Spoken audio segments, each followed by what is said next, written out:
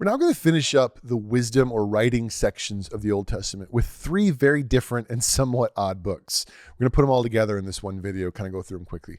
So they're very eclectic. They don't fully tie into the big overall story of the Bible quite as obviously or directly. And so I put them together at one time. I won't go into as much detail with each, especially in terms of structure, but rather just take a look at the general makeup and themes. What are these books about? How do we make sense of them? And we're going to start with a book known as Ecclesiastes. Now, Ecclesiastes is an interesting, difficult book that doesn't get a lot of attention, probably because it's kind of hard to understand. We're not sure who put it together, but the author does give credit to most of the sayings as coming from a king named Qoheleth, and who was clearly a deep, if not sometimes dark and depressed thinker, philosopher, wisdom sage. We also don't know when it was written, only that it was accepted into the canon of inspired books by the Jewish people. Like Job, Ecclesiastes is a somewhat odd book that can be greatly misunderstood if not properly read and interpreted. So let's talk about that. At the core of this book is a very basic yet profound question. If you remember in our study of the book of Job, it was, why do good people suffer? And everything was sort of wrestling with this issue. And if you understand that, you understand you're reading, the whole thing is really getting at this one issue. So what is the core issue here? It's this: what is the purpose of life? What is this about, right? But maybe even more specifically, given how quickly we grow old and die and leave all our efforts and hard-earned accomplishments turn to dust and be forgotten, what's the point of anything? And so Qoheleth often speaks of life in terms of the Hebrew word hebel 37 times, which translates as something like vapor, breath, or even kind of meaningless, like, just ephemeral, it kind of goes away. Everything is hebel. It's all meaningless. It's all without purpose. And so if you're not careful, a quick reading of Ecclesiastes can kind of make you come away thinking, life is just completely meaningless? What? So Ecclesiastes is what we might call the Debbie Downer of the Bible. The one that shows up to the party where everyone's having fun and enjoying themselves, and she's all like, life is pointless. What's the use? We're all just dust in the wind. Oh, thanks, Debbie. But what's important to grasp, though, is that even amidst all the negativity and the downright depression of this king in desperate need of Prozac, there actually is a point to the rambling, because there actually is a point to life. And so as you're reading his language, you need to be careful that you're not assuming that everything he says is meant to be heard as true. Sometimes he throws things out almost sarcastically or sardonically, getting to a bigger issue. So you have to be very careful. I would say quoting Ecclesiastes and saying, well, the Bible says, is dangerous. You have to say, like, well, hold on, what's the context? Where was it said? And how does that play into the main idea of the book? So the editor quotes all these sayings of Qoheleth, but then uses them to say, consider his words, but understand what he's missing. There's something about Qoheleth's point of view that actually is wrong. And the editor, the person that put the book together, doesn't want you to think Qoheleth is a prophet speaking absolute true things. There's something he was actually missing, an understanding of how fearing and living for God does bring ultimate wisdom. And we'll see how this pans out. So here's some help reading Ecclesiastes, okay? I don't think there's any more difficult book to read in all the Bible, personally. Part of the problem is Qoheleth seems to ramble a lot. Often he appears to even kind of contradict himself in the same book. And his overall negativity towards life and meaning is a challenge. It's like, oh my gosh, this guy's so negative. At times, he even appears to say things that would contradict other messages in the Bible of hope and optimism and the joy of life, and that Jesus came to give his life to the fullest. This makes it a tough book to read if you aren't a careful student, and it can lead to really misunderstanding his point. So here's my point number one. This guy Qoheleth is a philosopher, not a prophet, okay? He is not a prophet. He's not like Isaiah or Moses giving a thus saith the Lord. He's a philosopher. He's a guy wrestling with truth. And remember the general rule of wisdom writings. They're not written to communicate absolute truth or complete promises, but to comment on life and encourage people to ponder the deep questions that we all wrestle with. This was a big part of our conversation from Proverbs, descriptive versus prescriptive, and it's coming up here again. Ecclesiastes is focused on a man commenting on life, to help young people think through wisdom. He's not offering divine revelation from God. And so if you open Ecclesiastes and treat it like the Gospels, you're missing the point of how it's written. Be careful when you read his musings not to assume everything is a word from the Lord, so to speak. Some of it should just be seen as the musings of a deep thinker and a guy that was maybe having a bad day. That's okay. And part of it is understanding that Kohelet does not think life is easily understood or that God's ways are fully knowable. And that alone is important. He's not speaking as someone who says, I have heard from the Lord and I am saying what he said. He's saying, man, I'm just wrestling with stuff I don't know. There's stuff that's just confusing. The world does not always work in the obvious cause and effect, good for good principle, some believe. Again, Ecclesiastes is a lot like Job. It's like you have Proverbs on one hand, and then you have Job and Kohelet and Ecclesiastes on the other. Generally speaking, the world gives you good, but sometimes it doesn't. That's just the life. In a very real sense, Kohelet is just making the most out of what he knows. Maybe we might call progressive revelation. He hasn't experienced the fullness of God yet. He lived before people knew to be ready for the resurrection. So many of his musings can be very negative because he doesn't know there's anything on the other side of the grave that we know today. We're all going to die and be forgotten, so everything's meaningless. How do we make the most of it? It's kind of negative and sad, but someone trying to make the best of it. And despite all the negativity and pessimism that seems to pervade this book, though, there actually is a really good message, and it's not what is often thought. His main point is actually that life is a gift that should be enjoyed.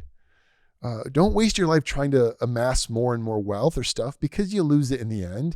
Rather, enjoy your life today. Life is meant to be lived. This might be the first writing of what we would later call existentialism. Like, the purpose of life is to be experienced and lived and enjoyed. Like the proverb that says better to eat vegetables in poverty and steak than steak in hatred, Kohelet sees life as a journey to be savored and experienced for all it's worth. And even if it's difficult, if it's enjoyed, it's worth it. This book might be best summed up by one of my childhood heroes, the great William Wallace, Braveheart himself, who said, every man dies, but not every man truly lives.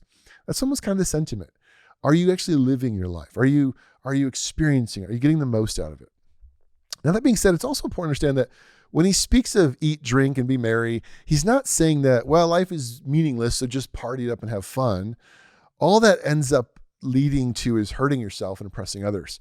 Rather, he's saying, see life as a gift from God that's meant to be lived and enjoyed by his guidelines. That's still where the wisdom literature of Israel is different than the rest of the world. It's not hopelessness. It's not just do whatever feels good.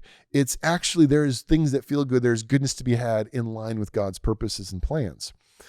Anything else is just wasted existence. And I think this is great advice. Yes, life is short. Who knows how long you live? Make the most of it and enjoy the ride. That's really the point.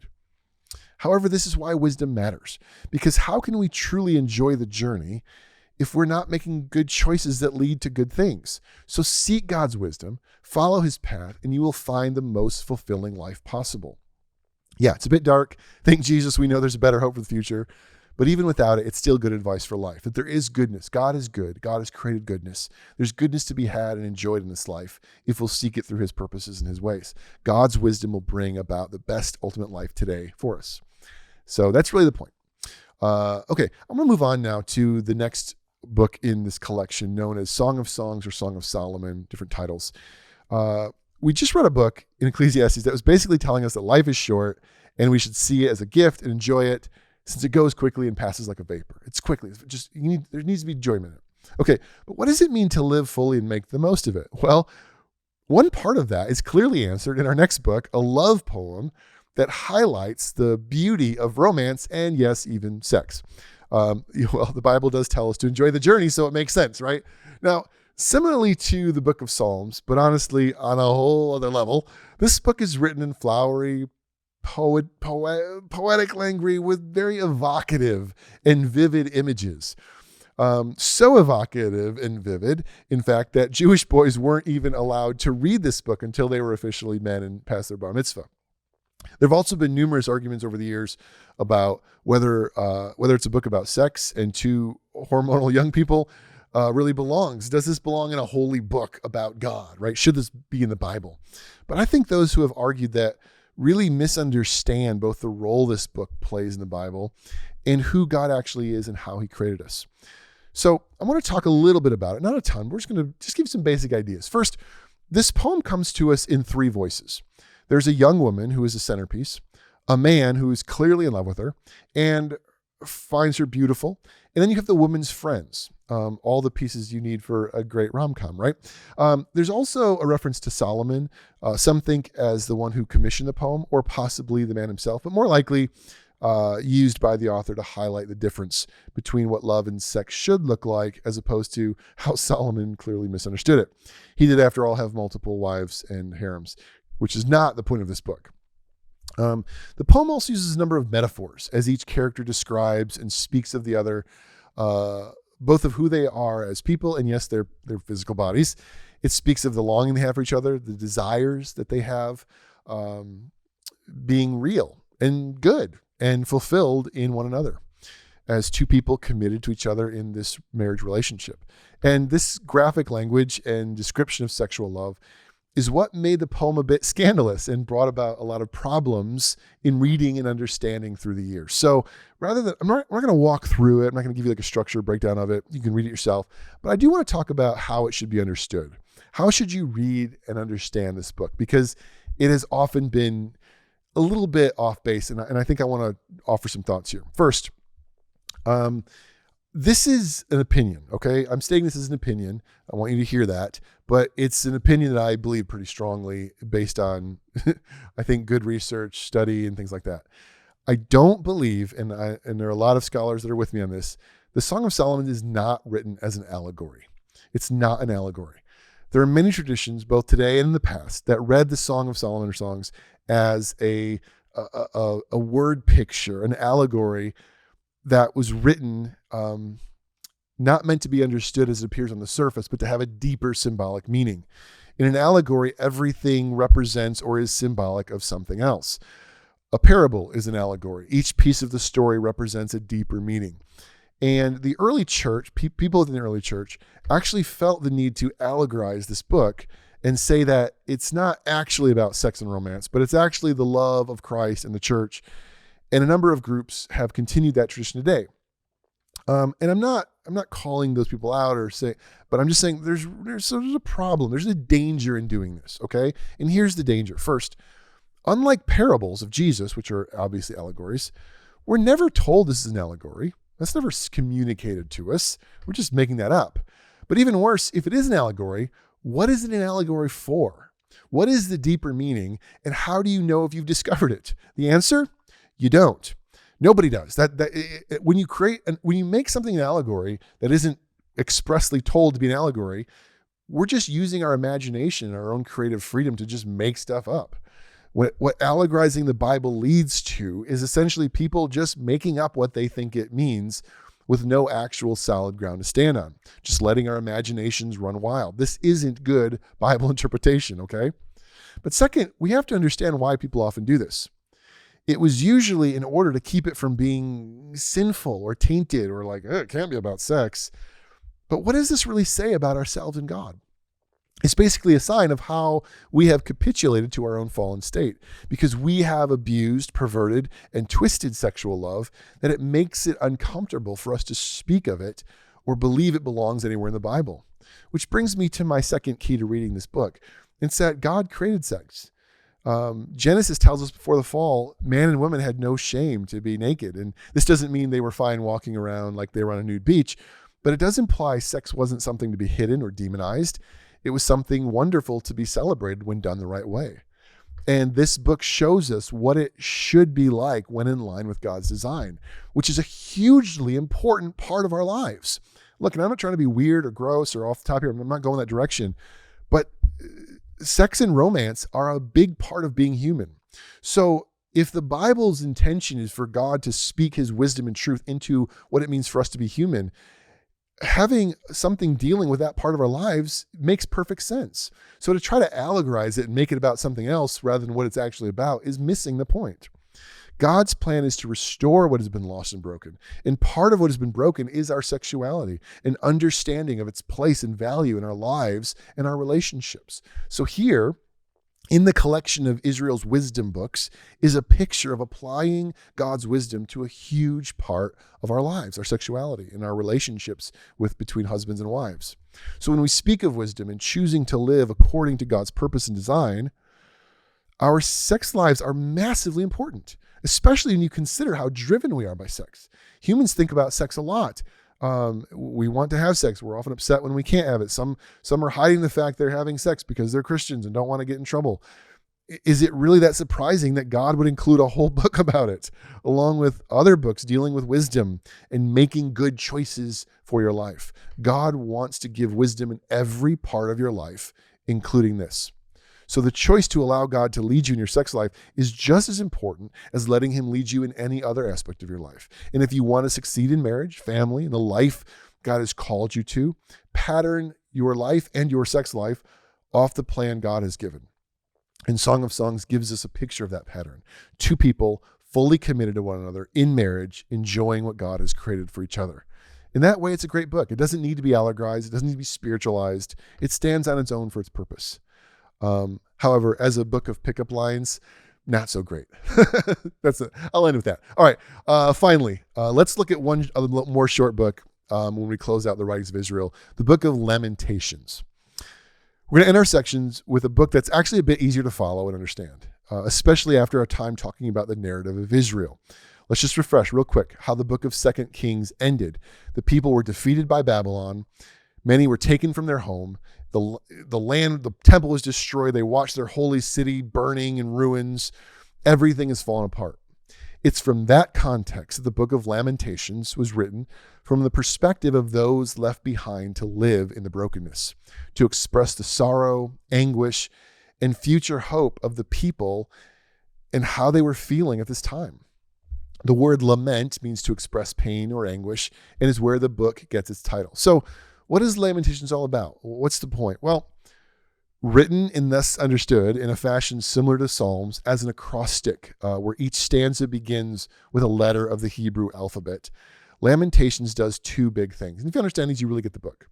First, it expresses the attitude and feelings of those dealing with such a tragic event.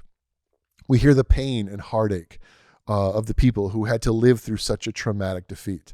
A 2-year siege that saw thousands of people starve and suffer, even reverting to cannibalism, all the while hoping God would intervene only to see the city walls breached and their greatest fears realized. We can hear how deeply it hurt to see the promises of God seem to be in ruins, and their belief that Jerusalem was untouchable and the temple, it's all up in smoke now, and the people are made a mockery of their enemies. So you understand. I would say as you're reading 2 Kings, you get history, the facts, right? This happened, this happened, this happened. But if you want to know how they felt, turn to Lamentations and imagine being a person going through that experience. On the other hand, Lamentations also points to the justice of God in recognizing that the people were ultimately at fault. And God was simply doing what he said he would do all along. So Lamentations isn't just a woe is me, life sucks. Lamentations is a, remember guys, we brought this upon ourselves. God was staying true to his promise, and our failure to be faithful brought about his anger and wrath. This was deserved. So in a sense, Lamentations is theology. It's defending God's actions. But still, even knowing that, the author wrestles deeply with mixed emotions, knowing God did what was fair, but hating to see the results and wishing it weren't so, which how many of us felt that before, right? He also wrestles with why the Babylonians, who seem way worse than them, should prosper rather than face God's anger as well. Are you seeing a continued theme in the writings of Israel? Fairness, justice, good, bad, suffering, righteous. All of these feelings and thoughts are being wrestled in these books. But finally, this book should also be noted in that right in the middle of the book, chapter 3, there's this almost a sliver of hope, where the author reminds his readers of God's character. He has continually revealed himself as a God of love, faithfulness, mercy, and just may yet save his people. If we learn from this travesty, repent and call on his mercy. So Lamentations actually kind of now sets up the next section of the book, the whole Old Testament of the prophets, who you'll see begin to prophesy and announce a return and a future hope beyond this pain. And then through it all, we're invited to feel and experience the pain with them. As a reader of Lamentations, you're drawn into it. And remember what I said about how these books allow us to look past just what happened and to hear the heart of the people, to feel it with them, their feelings and emotions. We are invited in to feel it with them as well. And while reading this book, we can find ourselves bearing the pain the writer was feeling and possibly even be moved to consider the weight and cost of our own sin. And so even though we have no direct connection to those people who were watching Jerusalem fall, we do have a connection to seeing the way that our sin has consequences and can bring about ruin, and what it means to lament our sin, what it means to grieve the things that we have done wrong and brought pain and hurt on others. And to read a book like Lamentations and to reflect on the ways in which our own unfaithfulness can lead to such brokenness, and how choosing to obey God and be faithful is the better way forward. And so Lamentations wraps up this collection of books known as the Writings of Israel, where you have just the expression of pain, the expression of joy, the wrestling with deep questions, the question of how God created the world, how we should live in it, what does it look like to be human. And so this is such an important part of the Bible. Even though they can be difficult books to read, they're an important part because they're more than just a story. They're more than just a history. They're showing real human expression and relationship to God. That there's something about living in line with God that brings goodness, but sometimes still challenges. And there are consequences to our actions, but there's also sometimes just brokenness in our world. What does it look like to strive to live the way God calls us to experience goodness of life, but also understand it won't always work out how we want. And it's okay to express our emotions and our feelings. There's just so much goodness in these writings. So that wraps up this section. In our next section, we're now going to start looking at the prophets who began to both prophesy the destruction of Israel and the problems of the people, but also a future hope that would eventually lead to Jesus and the life we live today. So we'll be looking forward to that together in our next section on the prophets. Thanks, everybody.